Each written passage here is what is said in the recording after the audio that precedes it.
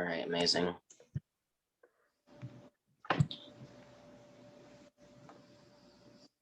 One in four people will go to jail, will be arrested again within the same year. Most of those rearrests are due to poverty, mental illness, drug addiction, and most importantly, lack of support from the system. These problems increasingly get worse over the span of multiple incarcerations. I actually have a few friends myself who have been in and out of the system, yes, jail, and I've seen them struggle immensely. In the US, they do not have a reliable rehabilitation plan to send inmates back to real life. The program in place today needs to be reformed to have a chance at this ratio disappearing. In the US, people go to jail for almost 10.6 million times a year. And out of the 10.6 million, one in four will go back again. So basically, they are brought to jail and held for several days. And then the money comes in. If you can make bail, great, you go home. But if you can't, that's 74% of the people that can't pay that sit there for years. They just sit there because they don't have a court date or they're waiting. And there's so many people there that they literally just sit and wait. So these individuals just go back to themselves and are left out of the outside world until someone comes along and says, all right, your court date's up, but they never know. So the people who go out into the world after getting off of like paying bail or whatnot, they go out and they're on probation, right?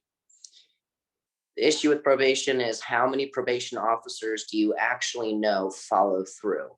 In my town, all the probation officers are like, oh yeah, we're so strict. But I know a lot of friends who never had a singular drug test the whole entire time they were out on bail.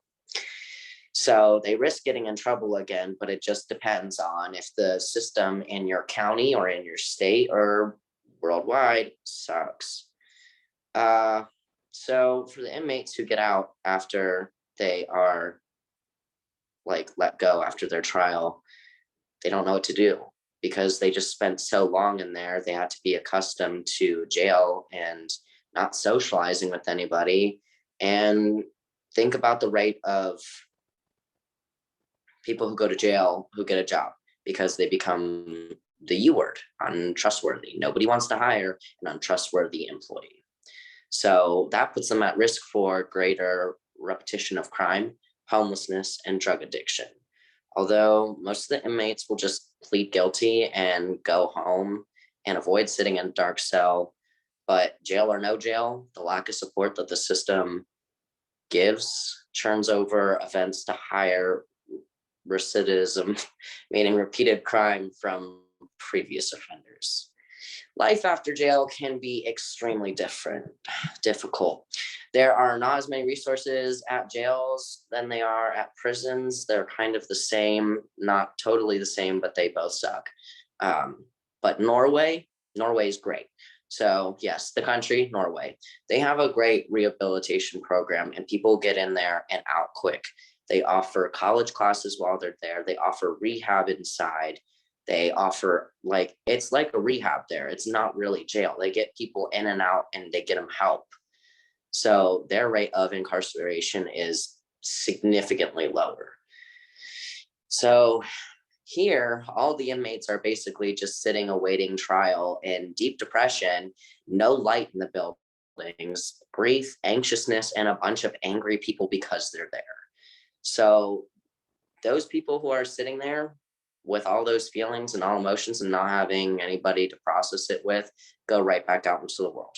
So they have just spent time in jail where they had to learn how to adapt to jail subculture. So how are they supposed to go out into the world and just pretend that they're not in jail anymore after they've been in there for 5 years? You have to make yourself presentable again, but nobody taught you how to do that. As soon as they're released, they face a community that's already judging them because they got out of jail, because they've seen their face on on the news. And then they don't have social skills. They have a lack of education or a work history, no support network. and untreated substance abuse problems, if that is their issue that they went in with. They literally have nowhere to go. So, what do inmates get while being in jail from the system? Absolutely nothing. Now, there is overcrowding all the time because of the drug crisis. There is a huge lack of resources for inmates to get help. I actually, at one time, was a volunteer who would go to our local jail and do NA and AA meetings as much as I could, because nobody goes in there and helps them.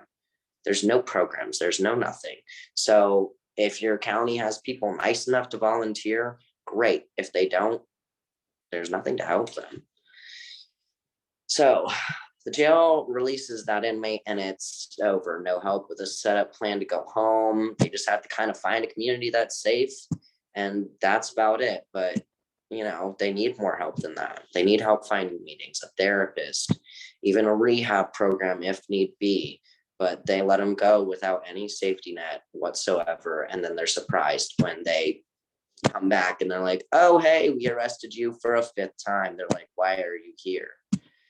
Even with that, it happens with young children in the the juvenile detention centers. They don't really get a lot of help. They see a therapist once a week and they basically just beat everybody up, and then they let them go, and they go to,